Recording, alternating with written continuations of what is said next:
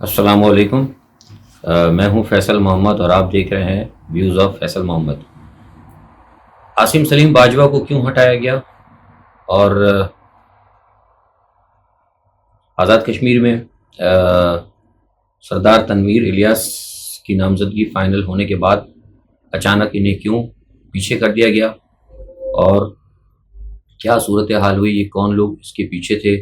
بڑی اہم چیزیں ہیں۔ ہم اس پر آج آپ کو تفصیل سے تجزیہ دیں گے، لیکن سب سے پہلے ہم افغانستان جاتے ہیں۔ بہت اہم صورتحال ہے۔ افغانستان کے 3 بڑے شہروں میں بڑی گھمسان کی جنگ جاری ہے، جیسا کہ ہم نے آپ کو گزشتہ ویلاگز میں ساری ڈیٹیل بھی اس کی دیتے رہے ہیں کہ وہی صورتحال جو ہے کنٹینیو تھی اور کنٹینیو رہی ہے، اور ابھی بھی اسٹل جب میں آپ سے بات کر رہا ہوں تو یہ صورتحال ابھی بھی ایسے ہی ہے۔ اور وہاں پر ہرات، ہلمند اور قندھار جو اطلاعات ہمارے پاس آئی ہیں، وہاں پر گھمسان کا رن پڑا ہوا ہے اور پلہ جو ہے طالبان کا بھاری ہے، یہ اصل چیز ہے۔ اور دوسرا یہ ہے کہ ایک بات یہ بھی پتہ لگی کہ جو آپ کا نجراب ہے، نجراب کے اندر جو ہے طالبان کا مکمل قبضہ ہو گیا ہے، اور وہاں کے جو ریڈیو ٹی وی اسٹیشن ہے اس پہ طالبان نے قبضہ کر لیا ہے۔ اور ہمارے جو وہاں سے اطلاع دینے والے لوگ ہیں، پہلے وہ بڑی آسانی سے کچھ خبر رساں اداروں سے، کچھ سفارتی لوگوں سے بھی مل جاتا تھا، لیکن جیسے جیسے لڑائی بڑھتی جا رہی ہے اور طالبان جو ہیں کابل کے قریب ہوتے جا رہے ہیں، اور دارالحکومت جو ہیں ان کے صوبائی دارالحکومت، ان کے جیسے جیسے وہ قریب ہوتے جا رہے ہیں، تو وہاں سے ذرا خبروں کا آنا جو ہے نا وہ تھوڑا سا ان کی راہیں مسدود ہو رہی ہیں، چاہے وہ سفارتکاری کے ہوں یا دوسرے۔ لیکن بہرحال جو کہنے کا مقصد یہ ہے کہ حالات بڑے زیادہ خراب ہیں، اور ہمیں یہ اطلاع ملی تھی آج صبح کہ کچھ صوبائی جو اسمبلیز جو ہیں، وہاں کی جو دارالخلافیں ہیں صوبائی، ان کی جو اسمبلیز کی جو بلڈنگ ہیں وہاں پر بھی طالبان نے قبضہ کر لیا ہے۔ اور یہ بھی اطلاع ہے کہ کچھ صوبائی اسمبلی کے جو ممبران جو اشرف غنی کی حکومتوں کے ساتھ کام کر رہے تھے یا انہی کے نمائندے تھے، وہ بھی اب طالبان کے ساتھ مل گئے ہیں۔ اچھا، اس تمام صورتحال کو دیکھتے ہوئے جو اشرف غنی انتظامیہ ہے اور جو ان کی جو فضائیہ ہے وہ امریکن کے ساتھ، اور جو بھی آپ کو پتہ ہے اس میں بھارت بھی کہیں نہ کہیں الائی ہے، ان کے ساتھ مل کے وہ طالبان ٹھکانوں پہ بمباری بھی تیز کر رہے ہیں۔ لیکن جو میں نے آپ کو صورتحال بتائی ہے، اس صورتحال میں جو اصل چیز ہے، وہ جو تصویر بن رہی ہے اس تمام تجزیے کے اندر یا خبروں میں، وہ یہ ہے کہ طالبان بڑی تیزی سے طاقت کے ذریعے افغانستان پر قبضہ کر رہے ہیں۔ اچھا، اب یہ تو ہو گئی یہ صورتحال۔ اب اسی صورتحال کے پس منظر میں آپ یہ دیکھیے کہ زلمے خلیل زاد نے کیا بیان دیا ہے۔ زلمے خلیل زاد کے بارے میں آپ کو پتہ ہی ہے، نمائندہ رہے ہیں سارے دوحہ کے اس تمام معاملات کے اندر۔ ان کا ایک بیان ہے، جو امریکی نمائندے ہیں وہ یہ کہہ رہے ہیں، یہ بیان آپ یاد رکھیے کہ یہ بیان اس وقت یعنی اس میٹنگ سے پہلے آ رہا ہے جو کہ دوحہ میں ہونے والی ہے، جس میں پاکستان، چین، امریکہ، روس، 4 ملک شامل ہیں، 3+1۔ وہ پہلے 4+1 ہونے والی تھی، لیکن ہٹ گیا ملک، ایک اور بھی اس میں آنا تھا بیچ میں۔ بہرحال اب کہنے کا مقصد ہے کہ اس میٹنگ سے پہلے جو ہے یہ ہونے جا رہی ہے، مطلب یہ بیان آیا ہے۔ کیا بیان آ گیا ہے ان کا، زلمے خلیل زاد کا، کہ اگر طالبان نے طاقت کے ذریعے کابل پر قبضہ کر لیا یا افغانستان پر قبضہ کر لیا تو ہم اسے تسلیم نہیں کریں گے، بلکہ جو سب سے زیادہ خطرناک بات کہی ہے انہوں نے وہ یہ ہے کہ عالمی برادری جو ہے اس کے خلاف کارروائی کر سکتی ہے۔ اب یہ ہے اصل ساری صورتحال۔ اس تمام صورتحال کا جو کہتے ہیں نا کہ بلی، ہم یوں کہیں کہ تھیلے سے باہر آ گئی، کہ انہوں نے یہ کہا ہے کہ عالمی برادری مخالفت کی۔ اس کا مطلب یہ ہے کہ بڑے پیمانے پر پھر وہی دوبارہ بمبارڈمنٹ اور وہی ساری صورتحال خراب، اور پھر دوبارہ بڑی طاقتوں کو یا امریکہ کو یا کسی کو بھی اقوام متحدہ اس کی اجازت لے کر گھسنے کا موقع۔ تو یہ صورتحال یہ وہی ہے جس کی جانب ہم نے پہلے اشارہ کیا تھا کہ معاملات جو ہے نا خانہ جنگی کی طرف جا رہے ہیں۔ تو یہ ایک بہت زیادہ صورتحال خراب ہے، اور دیکھنا پڑے گا اس میں کہ اگر خدا نہ خواستہ اگر یہ معاملات اسی طرح رہے تو ٹھیک ہے، طالبان اگر وہاں پہ قابو کر بھی گیا اور اگر وہاں پہ ان کو نہیں مانا گیا تو آپ کو پتہ ہے کہ وہاں خانہ جنگی ہوگی۔ پھر خانہ جنگی کا مطلب یہ ہے کہ علاقے میں انریسٹ جو امریکہ چاہتا تھا، مطلب یوں آپ کہہ سکتے ہیں کہ امریکہ جانے کے بعد بھی امریکہ جو لوگ کہہ رہے ہیں کہ جنگ ہار گیا، ٹھیک ہے، وہ ایک اپنا تجزیہ ہے، وہ جنگ ہارا کس نظریے میں ہارا، لیکن وہ ہارا ہے نہیں ہارا، لیکن انہوں نے مسلمانوں کو اور علاقے کے اندر جو مسلم کنٹریز کو جو پڑوس کے اندر جو انریسٹ رکھنا چاہتا تھا، غیر مستحکم کرنا چاہتا تھا، وہ اس نے کر لیا۔ تو بہرحال یہ ایک صورتحال ہے۔ اور دیکھیں کیا ہوتا ہے. ساتھ ہی اب میں آپ کو اس کے ساتھ تھوڑا سا بتا دوں کشمیر کے حوالے سے. آزاد کشمیر کی بات میں ابھی کرتا ہوں. مقبوضہ کشمیر کے حوالے سے بتا دوں کہ مقبوضہ کشمیر کے اندر ہم نے آپ کو پہلے بتایا تھا ویلاگس میں کہ کچھ فالس فلیگس جو ہے فال فلیگس جو ہیں ہو سکتے ہیں، اور وہ فالس فلیگ جو ہیں بھارت کی جانب سے ہوں گے، اور جگہ جو ہے وہ کشمیری تھی. اور اب ہمارے پاس یہ اطلاع ہے کہ یہ فالس فلیگ کے جو اٹیک ہیں یہ ہو سکتے ہیں جناب 5 اگست سے لے کے 15 اگست تک. اور اس حوالے سے جو ہے بھارت نے کچھ تیاریاں کر بھی رکھی ہیں، اور ایک انہوں نے آپریشن آل آؤٹ کے نام سے ایک لسٹ نکالی ہے، جس سے ہمیں پتہ لگا ہے کہ 10 آدمی تو انہوں نے ظاہر کیے ہیں، لیکن بنیادی طور پر وہ 50 لوگ ہیں. وہ 50 لوگ کون ہیں بیچارے؟ وہ نوجوان کشمیری ہوں گے. جدوجہد جو کشمیر کی جو چل رہی ہے، اسٹرگل جو چل رہی ہے، جدوجہد آزادی، اس کے لیے جو کر رہے ہیں وہ کوئی دہشت گرد نہیں ہے، لیکن سنا ہے کہ ان کو بھی پس پردہ ان کو بھی مطلب منظر سے غائب کر دیا جائے گا، شہید کر دیا جائے گا. لیکن وہ بتا یہ ہیں 10 آدمی کے، اور وہ کہا گیا کہ ٹیررسٹ ہیں اور پاکستان پہ الزام ڈال رہے ہیں، اور کہ یہ پاکستان کی مدد سے یا ISI کی مدد سے کام کرنے والے ٹیررسٹ ہیں، دہشت گرد ہیں. اور یہ ان کی لسٹ ہے جس کو، اور اس لسٹ میں جو لوگ ہیں ان کو، اور ساتھ میں ان کے جو بھی اب مزید جو ہے جسے کہتے ہیں نا گیہوں کے ساتھ گھن پیسنے والی بات، تو اس میں انہوں نے کچھ لوگوں کو اور رکھا ہے. تو یہ میں سمجھتا ہوں کہ یہ 5 اگست سے لے کر 15 اگست تک مقبوضہ کشمیر میں بھارت جو ہے، جو وہاں کی مقامی JKF جموں کشمیر کی جو پولیس ہے، مقامی پولیس، وہ ایک ظلم و ستم کا نیا سلسلہ شروع کر سکتی ہے. ٹھیک ہے جناب. اچھا، اس کے بعد ہم تھوڑا سا، میں نے آپ سے پہلے کہا تھا کہ ہم عاصم سلیم باجوہ کے حوالے سے بھی آ جاتے ہیں. دیکھیے عاصم سلیم باجوہ کے حوالے سے آپ کو ہم نے پہلے بتایا تھا کہ CPEC کے حوالے سے امریکہ کو بڑے تحفظات ہیں، اور ان کے اوپر پہلے بھی آپ کو بتایا اپوزیشن نے جو امریکہ نواز ہے انہوں نے ان کو اسکینڈلائز کیا، سب کچھ کیا. اس پہ عاصم سلیم باجوہ نے استعفیٰ بھی دیا تھا، لیکن عمران خان نے قبول نہیں کیا. لیکن اب یہ کچھ معاملات جو تھے ہمیں یہ پتہ لگ رہا ہے، ابھی میں اس میں فائنل نہیں کہہ رہا، لیکن جو کہیں ڈانڈے ملتے ہیں وہ یہی ملتے ہیں کہ امریکہ نے بھی دباؤ تھا ان کا کہ عاصم سلیم باجوہ کو ہٹایا جائے. اور عاصم سلیم باجوہ کے آپ کو پتہ ہے کہ امریکہ میں کافی ایسٹس ہیں، ان کے رشتہ داروں کے، ان کے خاندان کے بھی بہت زیادہ ایسٹس ہیں. تو امریکہ بھی خوش نہیں تھا عاصم سلیم باجوہ کی جو رفتار تھی CPEC کے حوالے سے، کیونکہ CPEC کو چلانے کا مطلب چین کو فائدہ. تو کچھ ادھر سے بھی دباؤ آ رہا تھا، اور کچھ یہاں سے بھی معاملات ایسے تھے جس کی وجہ سے کہ جو چیزیں عاصم سلیم باجوہ کی جانب سے جو کچھ ایڈوائز کی گئی تھی، وہ ایڈوائز بھی اتنی تیزی سے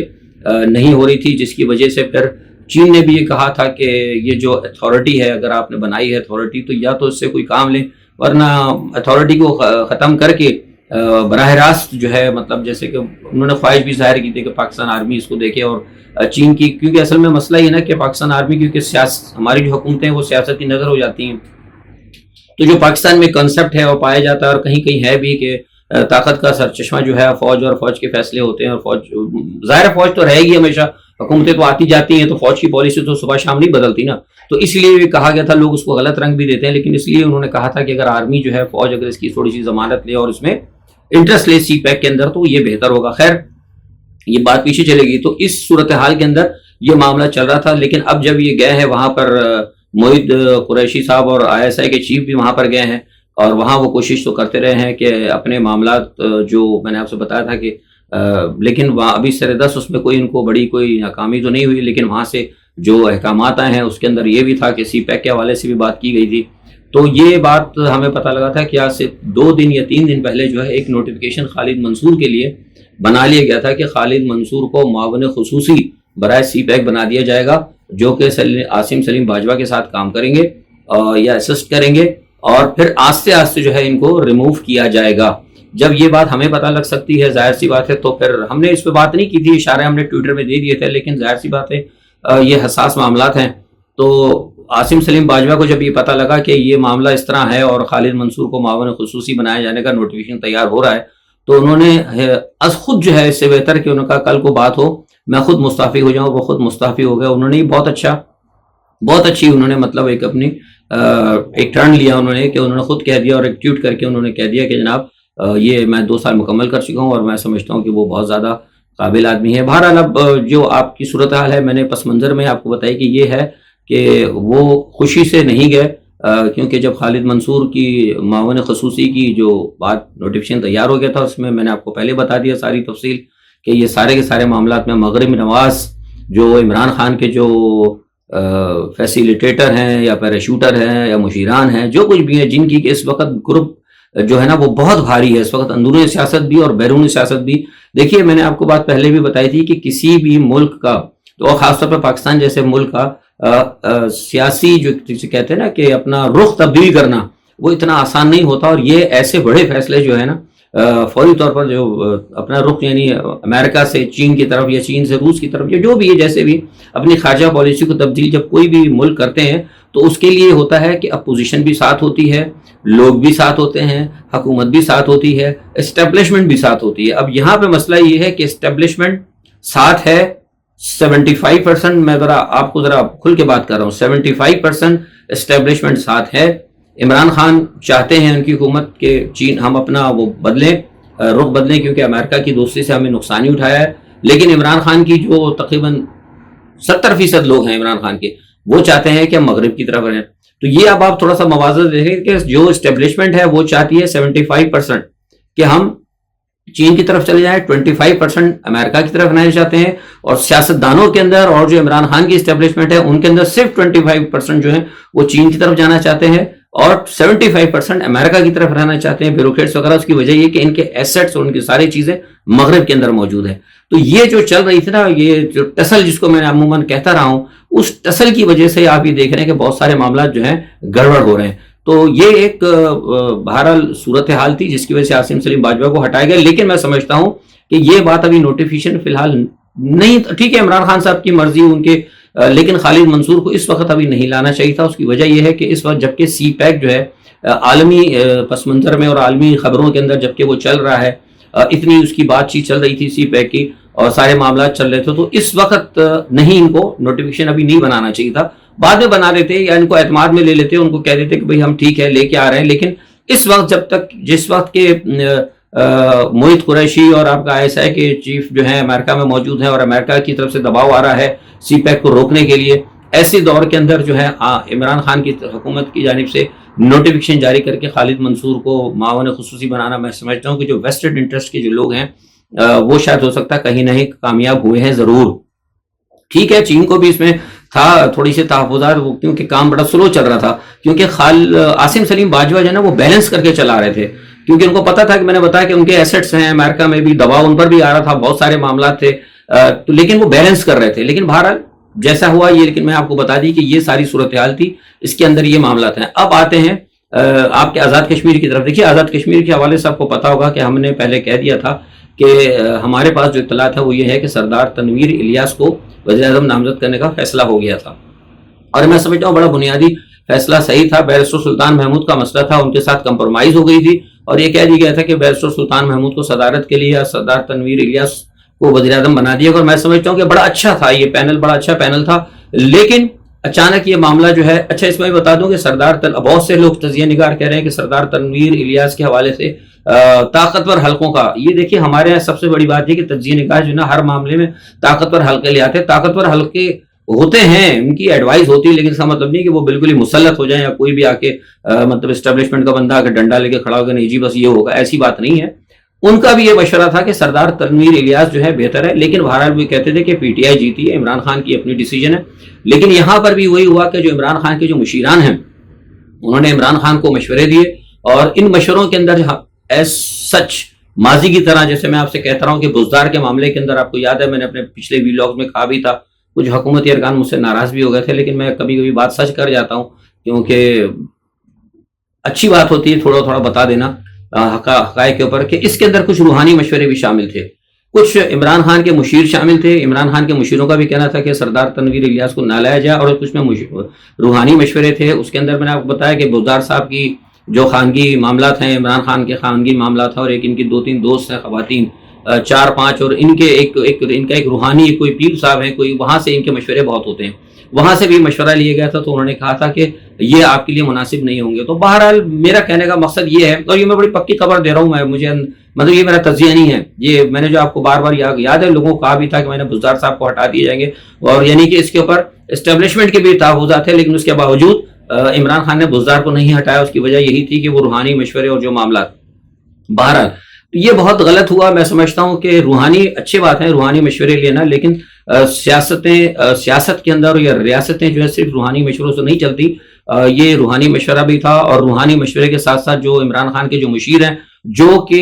عمران خان کو ناکام کرنا چاہتے ہیں، یہ ذرا غور کیجیے گا میرے الفاظ پہ، کہ جو عمران خان کو ناکام کرنا چاہتے ہیں آزاد کشمیر کے اندر، یعنی اب دوسرے الفاظ میں آپ یہ کہہ لیں کہ انہوں نے آزاد کشمیر کے اندر بھی عمران خان کے لیے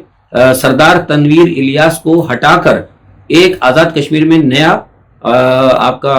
کیا ہے وہ جہانگیر ترین، ایک نیا جہانگیر ترین کو پیدا کرنے کی کوشش کی ہے. کیونکہ سردار تنویر الیاس نے عمران خان سے یہ کہا تھا کہ نہ وہ تنخواہ لیں گے، یہ میں آپ کو پکی خبر دے رہا ہوں، یہ تجزیہ نہیں ہے، نہ ان کا تھا نہ میں تنخواہ لوں گا اور نہ میں کوئی حکومتی مراد لوں گا، کیونکہ وہ اچھے خاصے کھاتے پیتے گھرانے کے ہیں. انہوں نے کہا کہ میں کوشش کروں گا کہ آزاد کشمیر کے عوام کے لیے جو کچھ میں کر سکتا ہوں میں کروں، اور اپنے پاس سے جو وہ سرمایہ ہے میں ان کا کہ میں خود بھی لگاؤں گا،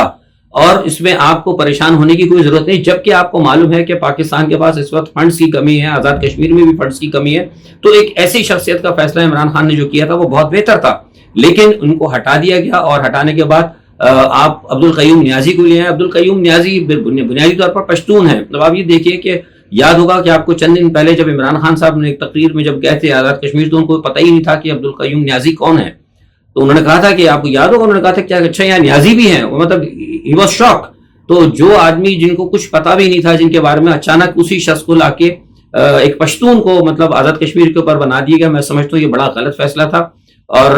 اس دو چیزیں اس سے پرسپشن ہو گیا. ایک تو یہ کہ کیونکہ عمران خان صاحب نیازی تھے تو لہٰذا انہوں نے ایک اپنی برادری کو سپورٹ کیا. ایک تو یہ پرسپشن آیا، دیکھیے آپ روک نہیں سکتے اپوزیشن کو یہ کہنے سے. اور دوسرا یہ کہ آزاد کشمیر کے اندر جو ہے نا احساس محرومی بہت بڑھے گا. دیکھیں میں ایک بات، تھوڑی سی میری ویڈیو لمبی ہو گئی لیکن یہ بہت ضروری ہے، خاص طور پہ آزاد کشمیر کے لوگوں کے اندر احساس محرومی بڑھ رہا ہے. جیسا احساس محرومی مقبوضہ کشمیر کے اندر بڑھ رہا ہے کہ یہ ہم مطلب اقوام متحدہ کی قراردادوں کی وجہ سے ہم مسلسل 60-70 سالوں سے ہم پس رہے ہیں، اسی طرح یہاں اس آزاد کشمیر کے اندر بھی ہے کہ ہمارے مستقبل کا فیصلہ نہیں ہو رہا. یا تو آپ اس کو پاکستان میں ملائیں یا انڈیپینڈنٹ کر دیں، کچھ بھی کریں، لیکن آپ ایک جو آپ نے کشمیر کے اسٹیٹس کو جس طرح اپنے بیچ میں درمیان میں رکھا ہوا ہے نا، تو دونوں طرف کے کشمیری جو ہے نا ڈسٹرب ہے. اب اس کے بعد اس قسم کے فیصلے کرنا میں سمجھتا ہوں کہ یہ بہت غلط فیصلہ ہے. اور یہ میں آپ کو یہ بھی خبر دے دوں کہ جس وقت یہ عبدالقیوم نیازی کی بات انہوں نے کر دی ہے، تو یہ میرے پاس اطلاعات ہیں کہ وہاں پہ آزاد کشمیر کے اندر مقامی آزاد کشمیر کے لوگ بہت زیادہ سخت ناراض ہیں. اور مجھے لگتا ہے کہ شاید بہت جلد یہ جو ہے سردار تنویر الیاس اور 2-3 لوگ جو ہیں ایک کوئی فارورڈ بلاک بنائیں، اور فارورڈ بلاک بنا کر پھر وہاں عمران خان کے لیے وہی صورتحال پیدا کر دیں گے جو کہ پنجاب کے اندر اور پاکستان کے اندر جو ہے، یعنی عمران خان کی حکومت جو ہے پھر مطلب مستحکم نہیں ہو پائے گی، کوئی کام نہیں. جو پریشانیاں پاکستان کے اندر آ رہی ہیں پی ٹی آئی کے اندر، وہی پریشانی جو ہے آزاد کشمیر میں پیدا کی جائیں گی. یہ سارا بہرحال عمران خان صاحب کو دیکھنا تھا، یہ ان کے فیصلے تھے ان کے مشیران کے. اور ہمیشہ تاریخ بھی ہم نے دیکھا ہے کہ تاریخ ایک گواہ ہے، تاریخ اس بات کی کہ جب بھی کسی حکومت کا یا حکمران کا اگر نقصان ہوا ہے تو اس میں ان کے جو کم عقل یا منافق مشیران ہیں وہ ہمیشہ پیش رہیں. آج کے لیے اتنا ہی. اپنا بہت خیال رکھیے گا. اللہ حافظ.